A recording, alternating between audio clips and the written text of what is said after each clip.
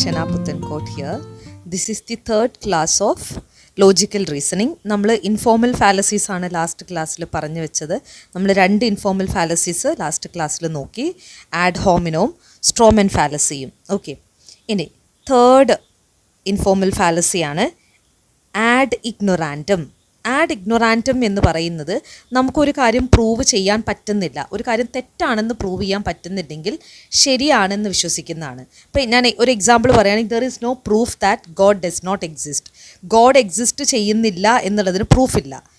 എന്നിട്ട് ഞാൻ പറയുകയാണ് ദെർഫോർ ഗോഡ് എക്സിസ്റ്റ്. അപ്പോൾ എനിക്കത് എക്സിസ്റ്റ് ചെയ്യുന്നില്ല എന്നുള്ളതിന് പ്രൂഫില്ലെങ്കിൽ അതിൻ്റെ അർത്ഥം എക്സിസ്റ്റ് ചെയ്യുന്നുണ്ടെന്നുള്ളതല്ല, അല്ലേ? അപ്പോൾ ആഡ് ഇഗ്നൊറാൻറ്റം എന്ന് പറയുന്നത് ഒന്ന് തെറ്റാണെന്ന് പ്രൂവ് ചെയ്യാൻ പറ്റിയിട്ടില്ലെങ്കിൽ അത് ശരിയാണെന്ന് നമുക്ക് പറയാൻ പറ്റില്ല. അത് തെറ്റാണെന്ന് പ്രൂവ് ചെയ്യാൻ പറ്റിയിട്ടില്ല എന്നേ ഉള്ളൂ, അതിൻ്റെ അർത്ഥം വരെ എന്തല്ല, ശരിയാണെന്നല്ല. Okay, so that is ad ഇഗ്നൊറാൻറ്റം.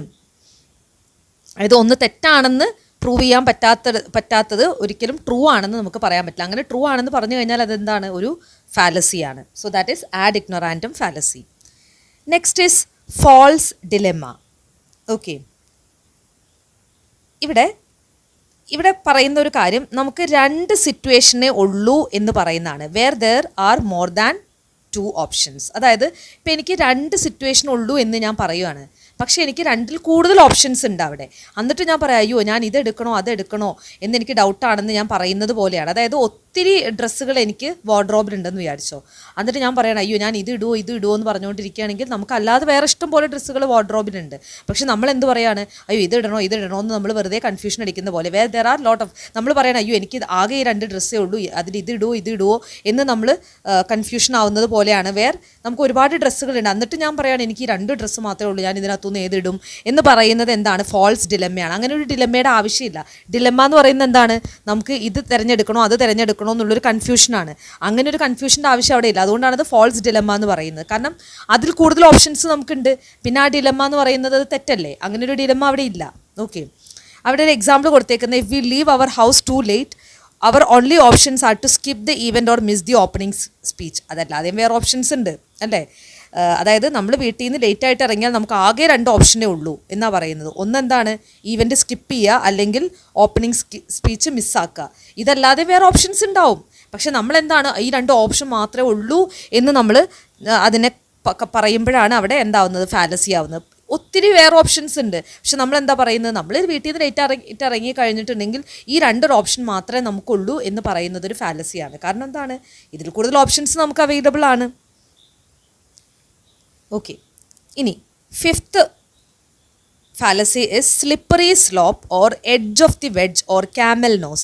ഈ മറ്റ് പേരുകൾ ഭയങ്കര ഇമ്പോർട്ടൻ്റ് ആണ്. കാരണം നെറ്റ് പോയിന്റ് ഓഫ് വ്യൂവിൽ ചിലപ്പോൾ സ്ലിപ്പറി സ്ലോപ്പ് എന്നായിരിക്കല്ലേ യൂസ് ചെയ്യുക, എഡ്ജ് ഓഫ് ദി വെഡ്ജ് എന്നോ ക്യാമൽ നോസ് എന്നോ ഒക്കെ ആയിരിക്കും യൂസ് ചെയ്യുന്നത്. അപ്പോൾ നമ്മളിത് ഐഡൻറ്റിഫൈ ചെയ്യണം, ഈ ഫാലസിയാണ് പറഞ്ഞേക്കുന്നതെന്ന്. ഓക്കെ, അപ്പോൾ എന്താണ് സ്ലിപ്പറി സ്ലോപ്പ് എന്ന് പറയുന്നത്? നിങ്ങളൊരു കാര്യം ആലോചിക്കുക, എന്താണ് നമ്മൾ ഫസ്റ്റ് സ്റ്റെപ്പ്, ഇപ്പം നമ്മളൊരു മറ്റേ വിയറ്റ്നാം കോളനി മൂവിക്കകത്ത് ഇന്നസെൻറ്റിൻ്റെ കഥാപാത്രം അല്ലേ, കെ ജോസഫ്, ആദ്യത്തെ സ്റ്റെപ്പ് തെറ്റിക്കഴിഞ്ഞപ്പോൾ എന്താ സംഭവിച്ചത്, താഴെ അല്ലേ, ആ സ്റ്റെയർ കേസിൻ്റെ താഴെ വന്ന് വീഴുന്ന ഒരു സീനില്ലേ. ഇതിനപ്പുറം ചാടിക്കിടന്നവനാണ് ഈ കെ ജോസഫ് എന്ന് പറഞ്ഞിട്ട് ഫസ്റ്റ് സ്റ്റെപ്പാണ് തെറ്റുന്നത്, അല്ലേ? ആദ്യം ആ ചാടിക്കിടക്കുന്ന സ്റ്റെപ്പാണ് തെറ്റിയത്. എന്നിട്ട് കെ ജോസഫ് എവിടെ വന്ന വീണ് കിടക്കുന്ന താഴെയാണ്.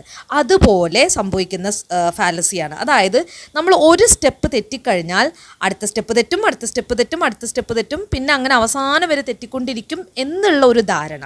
അതെല്ലാ സമയത്തും അങ്ങനെ ആയിക്കൊള്ളണം എന്നില്ല. അപ്പോൾ നമ്മൾ പറയാണ്, ആദ്യം അത് തെറ്റിപ്പോയില്ലേ, അതുകൊണ്ടാണ് ഇതിങ്ങനെ സംഭവിച്ചത്, പിന്നെ അങ്ങനെ സംഭവിച്ചില്ലേ, അതുകൊണ്ടാണ് പിന്നെ ഇങ്ങനെ സംഭവിച്ചത്. ചിലപ്പോൾ അതായിരിക്കണം എന്നില്ല, പക്ഷെ നമ്മൾ എന്താ പറയുന്നത്, അത് ചെയ്തില്ലേ, അത് ചെയ്തപ്പോൾ ഇത് സംഭവിച്ചു, പിന്നെ അങ്ങനെ സംഭവിച്ചു, പിന്നെ ഇങ്ങനെ സംഭവിച്ചു, അതുകൊണ്ടാണ് ഇപ്പോൾ ഈ കാണുന്ന അവസ്ഥയിലേക്ക് എത്തിയത് എന്ന് പറയുന്നത് ഒരു ഫാലസിയാണ്.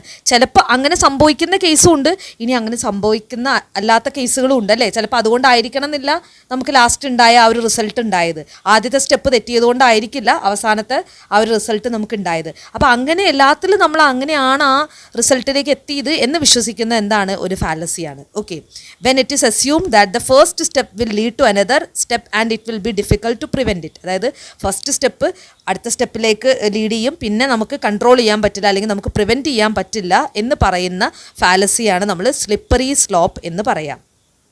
ഓക്കെ. അപ്പോൾ അതിൻ്റെ ഒരു എക്സാമ്പിൾ പറയുകയാണെങ്കിൽ നമ്മൾ കോളേജിൽ സെക്സ് എഡ്യൂക്കേഷൻ കൊടുത്തു കഴിഞ്ഞാൽ സ്റ്റുഡൻസൊക്കെ സെക്സ് എൻജോയ് ചെയ്യും.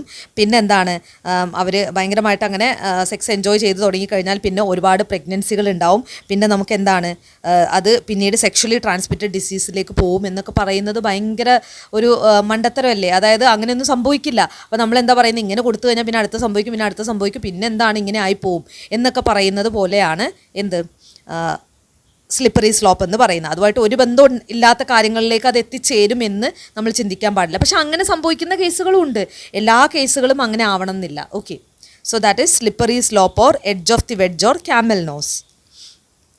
ഇനി ആറാമത്തത് red herring fallacy or irrelevant thesis. അതായത് മെയിൻ ഇഷ്യൂവിൽ നിന്ന് നമ്മൾ എന്ത് ചെയ്യുക, ഡിസ്ട്രാക്റ്റ് ചെയ്യുക by bringing up an irrelevant topic. ഇതൊക്കെ നമ്മളെല്ലാവരും ചെയ്യുന്ന കാര്യമാണ്. അതായത് നമ്മൾ സ്കൂളിൽ നമുക്ക് ആൻസർ ഷീറ്റ് കിട്ടുന്ന ദിവസമാണെങ്കിൽ അല്ലേ, ക്ലാസ് കഴിഞ്ഞ് വരുമ്പോൾ വീട്ടിൽ നിന്ന് ആദ്യം ചോദിക്കുക എന്താണ് ആൻസർ ഷീറ്റ് കിട്ടിയോന്ന്.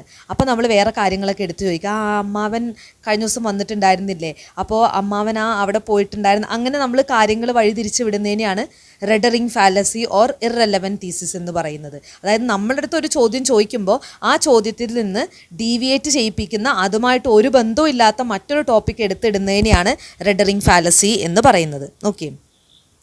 ഇനി ഇവിടെ ഒരു എക്സാമ്പിൾ കൊടുത്തിട്ടുണ്ട്. Teacher catches a student cheating during എക്സാമിൽ എന്താണ് കോപ്പി അടിച്ചു, അങ്ങനെ ടീച്ചർ പിടിച്ചു.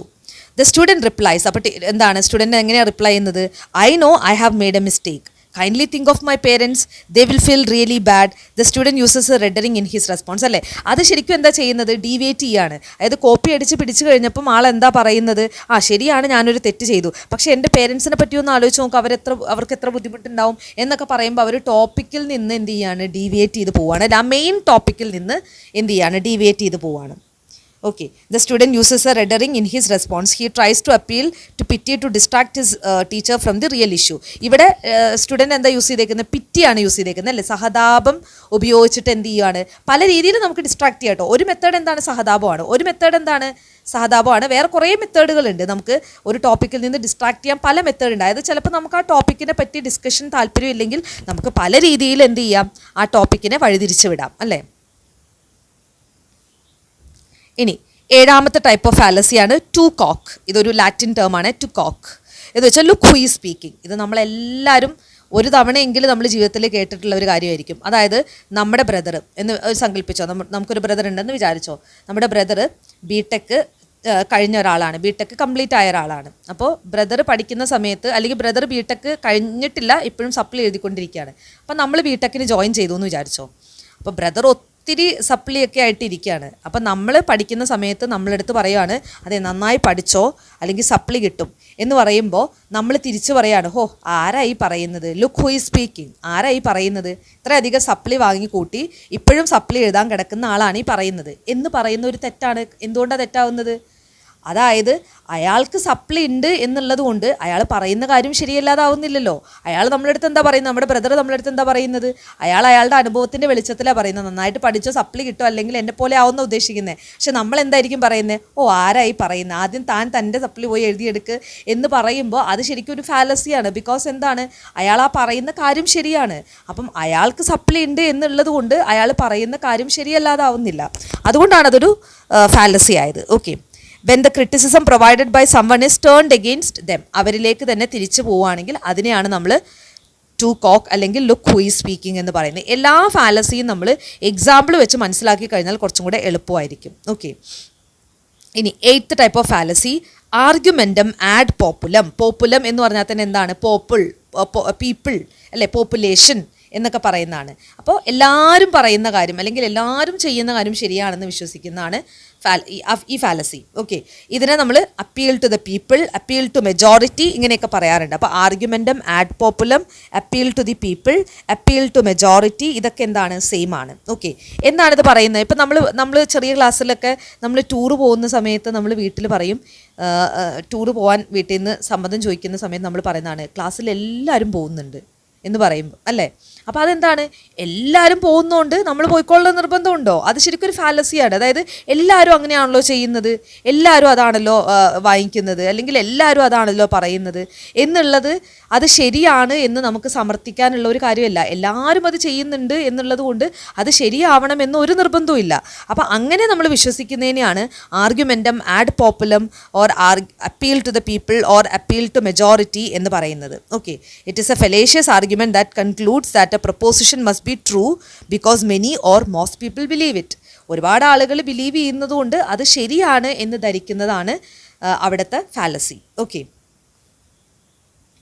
Next is argumentum ad baculum. Argumentum ad baculum or appeal to threat. നമ്മളെ ത്രെട്ടൻ ചെയ്യിപ്പിച്ചുകൊണ്ട് ഒരു കാര്യം വിശ്വസിപ്പിക്കുന്നതാണ് ആർഗ്യുമെൻറ്റം ആഡ് ബാക്കുലം എന്ന് പറയുന്നത്. അതായത് നമ്മളെ പേടിപ്പിച്ചുകൊണ്ട് ഒരു കാര്യം, ത്രെട്ടൻ ചെയ്യിപ്പിച്ചുകൊണ്ട് നമ്മളെ കൊണ്ട് ഒരു കാര്യം വിശ്വസിപ്പിക്കുന്നതിനെയാണ്. അത് തെറ്റല്ലേ? ഓക്കെ, ഇനി ഫാലസി ഓഫ് ആക്സിഡൻറ്റ്. അടുത്തത്, when we ignore exceptional cases and just concludes A general rule. അതായത് നമ്മൾ എക്സെപ്ഷൻ കേസ് കൺസിഡർ ചെയ്യാണ്ട് നമ്മൾ അങ്ങ് ജനറലൈസ് ചെയ്ത് പോകുന്നതിനെയാണ് അപ്പോൾ ഉണ്ടാകുന്ന ഫാലസിയാണ് ഫാലസി ഓഫ് ആക്സിഡൻറ്റ് എന്ന് പറയുന്നത്. ഇപ്പം ഒരു എക്സാമ്പിൾ പറയുകയാണെങ്കിൽ, ഓൾ ബേർഡ്സ് ക്യാൻ ഫ്ലൈ. നമ്മളങ്ങ് ജനറലൈസ് ചെയ്യുവാണ്, എല്ലാ പക്ഷികൾക്കും പറക്കാൻ സാധിക്കും. അപ്പം നമ്മൾ എന്താണ് അവിടെ ലീവ് ചെയ്തത്? പറക്കാൻ സാധിക്കാത്ത ഒത്തിരി പക്ഷികളുണ്ട്, പെൻഗ്വിൻ, ഓസ്ട്രിച്ച്, ഇതൊന്നും പറക്കാൻ സാധിക്കാത്ത പക്ഷികളാണ്. അപ്പോൾ അവിടെ നമ്മൾ കമ്മിറ്റ് ചെയ്ത മിസ്റ്റേക്ക് എന്താണ്? ഫാലസി ഓഫ് ആക്സിഡൻ്റ് ആണ് എന്നുള്ള കാര്യം ഓർക്കാം. നെക്സ്റ്റ് ടൈപ്പ് ഓഫ് ഫാലസിയാണ് petitio principii, begging the question or circular argument. ഇത് ഒരു തവണ ചോദിച്ചു കഴിഞ്ഞപ്പോൾ ഒരു സ്റ്റേറ്റ്മെൻറ്റ് തന്നിട്ട് ഇത് എന്ത് ടൈപ്പ് ഓഫ് ഫാലസി ആണെന്ന് ചോദിച്ചിട്ട് ഒരു 6-7 ഓപ്ഷൻസ് തന്നിട്ടുണ്ടായിരുന്നു. അതിനകത്ത് 3 ഏതായിരുന്നു? Petitio principii, begging the question, circular argument. അപ്പോൾ ഈ 3 പേരും അറിയുന്നവർക്ക് മാത്രമായിരിക്കും ആ ഒരു ആൻസർ ചെയ്യാൻ പറ്റുക. അപ്പോൾ അതുകൊണ്ട് ഓരോ ഫാലസിയുടെയും മറ്റ് പേരുകളും കൂടി പഠിച്ചു വെക്കണം. ഓക്കെ, അപ്പോൾ അങ്ങനെ കോഡിങ് ക്വസ്റ്റ്യൻ ഒക്കെ വന്നിട്ടുണ്ടെങ്കിൽ നിങ്ങൾക്ക് എളുപ്പത്തിൽ ചെയ്യാൻ അത് ഹെൽപ്പ് ചെയ്യും. ഓക്കെ, അപ്പോൾ petitio principii, begging the question or circular argument. Okay, ഇതെന്താണെന്ന് വെച്ചിട്ടുണ്ടെങ്കിൽ എന്താണോ ഞാൻ പ്രൂവ് ചെയ്യാൻ പോകുന്നത് അത് ആദ്യം തന്നെ അങ്ങ് അസ്യൂം ചെയ്യുക. പിന്നെ അതിനകത്ത് എന്താ പ്രൂവ് ചെയ്യാനുള്ളത്? അതായത് നമ്മളിപ്പം ഒരു കാര്യം ലെറ്റ് എക്സ് ബി 100 എന്ന് പറഞ്ഞിട്ട് പിന്നെ ലാസ്റ്റ് വീണ്ടും therefore x is equal to 100 എന്ന് പറയുന്നത് പോലെ. അതായത് ഞാൻ ആദ്യം പറയാണ് ലെറ്റ് എക്സ് ബി 100 എന്ന് പറഞ്ഞിട്ട് എല്ലാ കാര്യങ്ങളും പറഞ്ഞിട്ട് നമ്മൾ ലാസ്റ്റ് പറയാണ് therefore x is 100. ഇതെന്താണ്? സർക്കുലാർ ആർഗ്യുമെൻ്റ് ആണ്. നമ്മൾ എന്താണോ പ്രൂവ് ചെയ്യേണ്ടത് അത് ആദ്യം തന്നെ പ്രിമൈസിൽ അസ്യൂം ചെയ്തിട്ട് വീണ്ടും അതിലേക്ക് എത്തിച്ചേരുന്നതാണ്. ഇപ്പോൾ ഒരു എക്സാമ്പിൾ വായിക്കുമ്പോൾ നിങ്ങൾക്ക് കുറച്ചുകൂടെ ക്ലാരിറ്റി കിട്ടും. ഞാൻ ആദ്യം പറയാണ് മേർഡർ മോറലി റോങ് ആണ്. കൊലപാതകം എന്ന് പറയുന്നത് ധാർമ്മികമായിട്ട് തെറ്റാണ്. Abortion is murder. അബോഷൻ എന്ന് പറയുന്നത് എന്താണ്? ഒരു മേർഡറാണ്. therefore abortion is morally wrong. അതായത് അബോഷൻ മോറലി റോങ് ആണെന്ന് പ്രൂവ് ചെയ്യാൻ നമ്മൾ ആദ്യം എന്ത് ചെയ്തു? കൊലപാതകം മോറലി റോങ് ആണെന്ന് പറഞ്ഞു, എന്നിട്ടും അബോഷൻ മേർഡർ ആണെന്ന് പറഞ്ഞു. therefore അബോഷൻ മോറലി റോങ് എന്ന് പറയുന്നത് എന്താണോ നമുക്ക് പ്രൂവ് ചെയ്യേണ്ടത് ആദ്യം തന്നെ അങ്ങ് അസ്യൂം ചെയ്തിട്ട് പിന്നെ അതിലേക്ക് തിരിച്ചു വന്നതല്ലേ. അതല്ലാതെ നമ്മൾ അബോഷൻ മോറലി റോങ് ആണെന്ന് പ്രൂവ് ചെയ്യാൻ ശരിക്കും വേറെ എന്തൊക്കെ ഓപ്ഷൻസ് ഉണ്ട്. പക്ഷെ അതിന് മുന്നേ നമ്മൾ അങ്ങ് അസ്യൂം ചെയ്യാണ് എന്ത്? മേർഡർ മോറലി റോങ് ആണ്, അബോഷൻ ഒരു മേർഡറാണ്, അതുകൊണ്ട് അബോഷൻ മോറലി റോങ് ആണെന്ന് പറയുന്നത് എന്താണോ നമ്മൾ പ്രൂവ് ചെയ്യേണ്ടത് അത് ആദ്യം തന്നെ അസ്യൂം ചെയ്ത് വെച്ചിട്ട് വീണ്ടും അതിലേക്കുള്ള ഒരു മടങ്ങിപ്പോക്കാണ് അതല്ലേ. We mostly agree on the first premises but not all individuals would agree that abortion is a murder അല്ലേ. ആദ്യത്തത് നമുക്ക് ഓക്കെ, രണ്ടാമത്തെ സ്റ്റേറ്റ്മെൻറ്റ് എല്ലാവരും വിശ്വസിക്കണമെന്നില്ല. അബോഷൻ ഒരു മേർഡർ ആണെന്ന് വിശ്വസിക്കാത്ത എത്രയോ ആളുകളുണ്ട്. ആദ്യത്തെ സ്റ്റേറ്റ്മെൻറ്റ് എന്താണ്? നമുക്ക് എല്ലാവർക്കും അഗ്രി ചെയ്യാൻ പറ്റുന്നൊരു സ്റ്റേറ്റ്മെൻ്റ് ആണ്. അപ്പോൾ ഇങ്ങനെ ചെയ്യുന്നത് ഒരു ഫാലസിയാണ്. ഓക്കെ, ഇതിനെ നമ്മൾ petitio principii or begging the question or circular argument എന്നാണ് പറയുക. ഇനി ഇങ്ങനെയുള്ള ക്വസ്റ്റ്യനിൽ എപ്പോഴും നമുക്ക് ഈ therefore, because എന്നൊക്കെയുള്ള വേർഡുകൾ നമുക്ക് കാണാൻ പറ്റും. അതാണ് ഇത് റിലേറ്റഡ് ആയിട്ട് ഒത്തിരി ക്വസ്റ്റ്യൻസ് ചെയ്യുമ്പോൾ നിങ്ങൾക്ക് കുറച്ചും കൂടെ ക്ലാരിറ്റി കിട്ടും. ഓക്കെ, ഇനി next is ignoratio elenchi or irrelevant conclusion. ignoratio elenchi or ignorant conclusion. Okay, ഇതെന്താണ്? presenting an argument that may in itself be valid but has nothing to do with the proposition it purports to prove. അതായത് ഇവിടുത്തെ ആർഗ്യുമെൻറ്റുകളൊക്കെ valid ആയിരിക്കും, ഞാൻ ഉപയോഗിക്കുന്ന statement ഒക്കെ ഒക്കെ ശരിയായിരിക്കും. പക്ഷേ ഞാൻ എന്താണോ പ്രൂവ് ചെയ്യേണ്ടത് അതുമായിട്ട് ഇതിനൊരു ബന്ധവും ഇല്ലെങ്കിൽ അതെങ്ങനെയാണ് ശരിയാവുക? അതായത് ഇപ്പോൾ ഞാൻ ചോദിക്കുകയാണ്, അതായത് ഞാൻ എന്താണോ പ്രൂവ് ചെയ്യേണ്ടത് അതുമായിട്ട് ഒരു ബന്ധവും ഇല്ലാത്ത കാര്യങ്ങൾ, ശരിയായിട്ടുള്ള കാര്യങ്ങളാണെങ്കിൽ പോലും നമ്മൾ ചോദിക്കില്ലേ അതെന്തിനിപ്പോൾ ഇവിടെ പറഞ്ഞത്, അത് വേറെ കാര്യം ഇത് വേറെ കാര്യം, നിങ്ങൾ പറഞ്ഞ കാര്യം ശരിയാണ് പക്ഷെ അത് ഇവിടെ എങ്ങനെയാണ് അത് നമുക്ക് കണക്ട് ചെയ്യാൻ പറ്റുക എന്ന് പറയുന്ന സംഭവമാണ് ignoratio elenchi or irrelevant conclusion. Ignoratio elenchi or irrelevant conclusion. ഇനി എക്സാമ്പിൾ നോക്കിക്കഴിഞ്ഞാൽ നിങ്ങൾക്ക് ക്ലിയർ ആയിട്ട് മനസ്സിലാവും. Elephant can be so dangerous to humans. എലഫൻറ്റിന് ഒരിക്കലും മനുഷ്യരുടെ അടുത്ത് ഡേഞ്ചറസ് ആവാൻ പറ്റില്ല. Because they are so calm and look so cute. അതും തമ്മിൽ എന്താ ബന്ധം? ഓക്കെ, അത് കാമാണ്, കാണാൻ നല്ല ക്യൂട്ടാണ് എന്നുള്ളത് കൊണ്ട് എലഫൻറ്റ് മനുഷ്യർക്ക് ഡേഞ്ചറസ് ആയിരിക്കില്ല എന്ന് എങ്ങനെ നമുക്ക് പറയാൻ പറ്റും? അതും തമ്മിൽ എന്താ ബന്ധം? ഒരു ബന്ധവും ഇല്ല അല്ലേ? So that is ignoratio elenchi or irrelevant conclusion. Next is complex question or loaded question. ഇതും ഒരു ഫാലസിയാണ്. Complex question or loaded question. ഈ ക്വസ്റ്റ്യന് നമുക്ക് ആൻസർ പറയാൻ പറ്റില്ല. അതാണ് കോംപ്ലെക്സ് ക്വസ്റ്റ്യൻ അല്ലെങ്കിൽ ലോഡഡ്. ലോഡഡ് എന്ന് വെച്ചാൽ എന്താണ്? നമ്മളിപ്പോൾ ഒരു ഗണ്ണ് ലോഡ് ചെയ്ത് കഴിഞ്ഞാൽ നമുക്ക് അല്ലേ, ലോഡ് ചെയ്ത ക്വസ്റ്റ്യൻ ആണ്. അതായത് ഒത്തിരി കാര്യങ്ങൾ ലോഡ് ചെയ്ത ക്വസ്റ്റ്യൻ, നമുക്കിതിനെ ആൻസർ ചെയ്യാൻ പറ്റാത്ത തരത്തിലുള്ള ക്വസ്റ്റ്യൻ ആണ്. അതായത് നമ്മൾ കുതിരവട്ടം പപ്പു ആ ഡയലോഗ് പറയുന്നില്ലേ, താൻ ആരാന്ന് തനിക്കറിയില്ലെങ്കിൽ താൻ എന്നോട് ചോദിക്കും താൻ ആരാണെന്ന് എന്ന് പറയുന്ന പോലെയാണ്. പെട്ടെന്ന് നമ്മളിത് കേൾക്കുമ്പോൾ എന്താ ഉദ്ദേശിച്ചതെന്ന് കൺഫ്യൂഷനായി പോകുന്നൊരു സിറ്റുവേഷൻ ഉണ്ടല്ലോ, അതാണ് ശരിക്കും കോംപ്ലെക്സ് ക്വസ്റ്റ്യൻ എന്ന് പറയുന്നത്. ഒരു എക്സാമ്പിൾ പറഞ്ഞാൽ നിങ്ങൾക്ക് ക്ലിയർ ആയിട്ട് മനസ്സിലാവും. Are you going to admit that you are mad? നിനക്ക് ഭ്രാന്ത് ഉണ്ടെന്ന് നീ സമ്മതിക്കുന്നുണ്ടോ എന്ന് നിങ്ങളോട് ചോദിക്കുകയാണ്. ഉണ്ട് എന്ന് പറഞ്ഞു കഴിഞ്ഞാൽ എന്തായി? എനിക്ക് ഭ്രാന്ത് ഉണ്ട്, അത് ഞാൻ സമ്മതിക്കുന്നുണ്ടെന്ന് അല്ലേ. ഇനി ഇല്ല എന്ന് പറഞ്ഞാലോ? എനിക്ക് ഭ്രാന്ത് ഉണ്ട് പക്ഷെ ഞാനത് സമ്മതിക്കുന്നില്ല. അപ്പോൾ ഇങ്ങനെയുള്ള ക്വസ്റ്റ്യൻ ചോദിക്കുന്നത് എന്താണ്? ഫാലസിയാണ്. അങ്ങനെ ചോദിക്കാൻ പാടില്ല. കാരണം അത് ഒരാൾക്കും ആൻസർ ചെയ്യാൻ പറ്റില്ല അങ്ങനെയുള്ള ലോഡഡ് ക്വസ്റ്റ്യൻസ് ചോദിച്ചു കഴിഞ്ഞാൽ. അപ്പോൾ ഇങ്ങനെയുള്ള ലോഡഡ് ക്വസ്റ്റ്യൻസ് എന്താണ്? ഒരു ഫാലസിയാണ്. Okay, next is argumentum ad verecundiam or argument from authority. Okay, argumentum ad verecundiam or argument from authority. Okay, ഇവിടെ ഇന്ന ഒരാൾ പറഞ്ഞതുകൊണ്ട് അത് ശരിയാണ് എന്ന് പറയുന്നതാണ് ആർഗ്യുമെൻറ്റം ആഡ് വെറക്കണ്ടിയം എന്ന് പറയുന്നത്. ഇന്ന ആൾ പറഞ്ഞതുകൊണ്ട് അത് ശരിയാവണമെന്ന് ഒരു നിർബന്ധവും ഇല്ല. ഇപ്പം ഞാൻ പറയണത് ഐൻസ്റ്റീൻ പറഞ്ഞതാണ്, അതുകൊണ്ട് അത് ശരിയായിരിക്കും. അതൊരു ഫാലസിയാണ്. ഐൻസ്റ്റീൻ പറഞ്ഞതുകൊണ്ട് അത് ശരിയായിരിക്കണം എന്ന് ഒരു നിർബന്ധവും ഇല്ല. ഓക്കെ, സോ ഇങ്ങനെയുള്ളതിനെയാണ് നമ്മൾ argumentum ad verecundiam or argument from authority എന്ന് പറയുന്നത്. The claim that peace is the best strategy because Einstein said so. പീസാണ് ഏറ്റവും നല്ല സ്ട്രാറ്റജി കാരണം ഐൻസ്റ്റീൻ അങ്ങനെ പറഞ്ഞിട്ടുണ്ട്. അതെങ്ങനെയാണ് ശരിയാവുന്നത്? അതൊരു വാലിഡ് ആയിട്ടുള്ള കൺക്ലൂഷൻ അല്ല, അല്ലെങ്കിൽ ഒരു വാലിഡ് ആയിട്ടുള്ള റീസൺ അല്ല. അതായത് പീസാണ് ഏറ്റവും നല്ല സ്ട്രാറ്റജി എന്ന് നമ്മൾ പറയുകയാണ്. അതിൻ്റെ കാരണമായിട്ട് നമ്മൾ എന്താ പറയുന്നത്? അത് ഐൻസ്റ്റീൻ പറഞ്ഞിട്ടുണ്ട്. അതെങ്ങനെയാണ് ശരിയാവുക? അതൊരു തെറ്റായിട്ടുള്ള കൺക്ലൂഷനാണ് എന്നുള്ള കാര്യം മനസ്സിലാക്കുക. Okay, next is argumentum ad misericordiam. Argumentum ad misericordiam or appeal to pity. ഇതൊക്കെ എന്താണ്? നമ്മളൊരു തെറ്റ് ചെയ്ത് കഴിഞ്ഞിട്ട് പിടിക്കപ്പെട്ട് കഴിയുമ്പോൾ അയ്യോ ഞാൻ ആ സിറ്റുവേഷൻ ആയതുകൊണ്ട്, അപ്പോൾ കോപ്പി അടിച്ചിട്ട് ഒരാളെ പിടിച്ചു, അപ്പോൾ നമ്മൾ പറയണം എൻ്റെ വീട്ടിൽ ഇന്നലെ കറണ്ട് ഉണ്ടായിരുന്നില്ല, അപ്പോൾ അത് കാരണം എനിക്ക് പഠിക്കാൻ പറ്റിയില്ല, അതുകൊണ്ടാണ് ഞാൻ ഇങ്ങനെ കോപ്പി അടിച്ചത് എന്നൊക്കെ പറയുന്നത് എന്താണ്? നമ്മുടെ പിറ്റിയാണ് അല്ലേ, അപ്പീൽ ടു പിറ്റിയാണ്. അതായത് ശരിക്കും അയാൾ ആ ചെയ്ത തെറ്റ് അയാൾ എന്താ ചെയ്യണത്? അയാൾ എന്താണ് സഹതാപം ഉപയോഗിച്ച് അയാൾ എന്ത് ചെയ്യുവാണ്? അതിനെ ഇതാക്കാൻ നോക്കുകയാണ് അല്ലേ. So that is argumentum ad misericordiam or appeal to pity. ഒരു പണിഷ്മെൻറ്റിൽ നിന്ന് രക്ഷപ്പെടാൻ വേണ്ടിയിട്ട് പലപ്പോഴും ക്രിമിനൽസ് യൂസ് ചെയ്യുന്ന ഒരു ടെക്നീക്കും കൂടിയാണ് അപ്പീൽ ടു പിറ്റി എന്ന് പറയുന്നത്. Okay, next is post hoc fallacy. അതായത് രണ്ട് കാര്യങ്ങൾ സംഭവിച്ചു, ഒന്ന് കഴിഞ്ഞിട്ടാണ് മറ്റൊന്ന് സംഭവിച്ചത്. അപ്പോൾ രണ്ടാമത് സംഭവിച്ച കാര്യത്തിൻ്റെ കാരണം മുന്നേ സംഭവിച്ചാണെന്ന് പറയുന്നത്. അതായത് ഞാൻ ഹോട്ടലിൽ നിന്ന് ഒരു ബിരിയാണി കഴിച്ചു, അത് കഴിഞ്ഞിട്ട് എനിക്ക് വീട്ടിൽ വന്നു കഴിഞ്ഞപ്പോൾ വൊമിറ്റിംഗ് ഉണ്ടായി. ഓക്കെ, അപ്പോൾ ശരിക്കും പറഞ്ഞിട്ടുണ്ടെങ്കിൽ ചിലപ്പോൾ വേറെ എന്തെങ്കിലും കാരണം കൊണ്ടുണ്ടായ വൊമിറ്റിംഗ് ആയിരിക്കാം. പക്ഷെ ഞാൻ പറയാണ് ആ ബിരിയാണി കഴിച്ചതുകൊണ്ടാണ് വൊമിറ്റ് ചെയ്തതെന്ന് പറയുന്നത്. ചിലപ്പോൾ അതായിരിക്കാം, ചിലപ്പോൾ അല്ലായിരിക്കാം. അപ്പോൾ നമുക്ക് ഉറപ്പ് പറയാൻ പറ്റില്ല. അപ്പോൾ ഞാൻ ബിരിയാണി കഴിച്ചതിന് ശേഷമാണ് വൊമിറ്റ് ചെയ്തത്, അതുകൊണ്ട് വൊമിറ്റിങ്ങിൻ്റെ കാരണം ബിരിയാണി കഴിച്ചതാണ് എന്ന് പറയുന്നതാണ് പോസ്റ്റ് ഹോക്ക്. പോസ്റ്റ് അല്ലേ, ഒന്ന് കഴിഞ്ഞിട്ട് മറ്റൊന്ന് സംഭവിച്ചു, അപ്പോൾ ഇതിൻ്റെ കാരണം മറ്റേതാണ് എന്ന് വിശ്വസിക്കുന്നതാണ് പോസ്റ്റ് ഹോക്ക് ഫാലസി. എഗെയിൻ അതൊരു ഫാലസിയാണ് അല്ലേ, തെറ്റാണത്. Okay, next is cum hoc. രണ്ട് കാര്യങ്ങൾ ഒരുമിച്ച് സംഭവിച്ചു. ഒന്ന്, ഇത് നേരത്തെ പറഞ്ഞത് ഒന്ന് കഴിഞ്ഞിട്ട് മറ്റൊന്ന് സംഭവിച്ചു.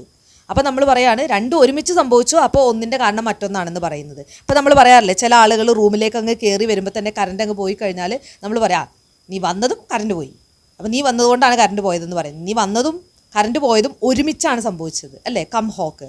അപ്പോൾ രണ്ടും ഒരുമിച്ച് സംഭവിക്കുമ്പോൾ ഇതിൻ്റെ കാരണം ഇതാണ്. ഇപ്പോൾ ചിലപ്പോൾ നമ്മൾ ചില എന്താണ് ഇലക്ട്രിക്കൽ എക്യുപ്മെൻ്റൊക്കെ നമ്മൾ കണക്ട് ചെയ്ത് നമ്മൾ എന്താണ് പ്ലഗ് ഇൻ ചെയ്യുന്ന സമയത്ത് കറണ്ട് അങ്ങ് പോയി എന്ന് വിചാരിച്ചോ. അപ്പോൾ നമ്മൾ വിചാരിക്കും അയ്യോ ഇത് കണക്ട് ചെയ്തുകൊണ്ടാണ് പെട്ടെന്ന് കറണ്ട് പോയത്. കാരണം ഇത് കണക്ട് ചെയ്തതും കറണ്ട് പോയതും ഒരുമിച്ചാണ്. അതാണ് കം ഹോക്ക് ഫാലസി എന്ന് പറയുന്നത്. ചിലപ്പോൾ അതായിരിക്കണം എന്നില്ല, നമ്മളങ്ങനെ തിങ്ക് ചെയ്യുന്നതാണ്. So that is cum hoc fallacy. I hope this is clear. അപ്പോൾ നമുക്ക് കുറച്ച് ഫാലസിയും കൂടെ പറയാനുണ്ട്. അത് നമുക്ക് നെക്സ്റ്റ് ക്ലാസ്സിൽ പറയാം. അത് പറഞ്ഞു കഴിഞ്ഞാൽ പിന്നെ ഫോമൽ ഫാലസിയും കൂടെ പറയാനുണ്ട്. പിന്നെ ഇന്ത്യൻ ലോജിക്ക് പറയാനുണ്ട്. അങ്ങനെ ഇന്ത്യൻ ലോജിക്കും പിന്നെ 1-2 പോയിൻറ്റ്സുകളും കൂടെ പറഞ്ഞു കഴിഞ്ഞിട്ടുണ്ടെങ്കിൽ നമുക്ക് ഈ ഒരു ഏരിയ നമുക്ക് കവറാവും. എനിക്ക് തോന്നുന്നു ഒരു 3-4 ക്ലാസ്സസിലൊക്കെ നമുക്ക് ലോജിക്കൽ റീസണിങ് ഫിനിഷ് ചെയ്യാൻ പറ്റും. എനിക്ക് തോന്നുന്നു ലോജിക്കൽ റീസണിങ് ആണ് പലർക്കും ബുദ്ധിമുട്ടുള്ളൊരു ടോപ്പിക്ക്. സോ നമുക്ക് ലോജിക്കൽ റീസണിങ് ഏറ്റവും എളുപ്പത്തിൽ മനസ്സിലാക്കുന്ന രീതിയിൽ തന്നെ ക്ലാസ്സുകൾ മുന്നോട്ട് പോവാം. Okay, thank you.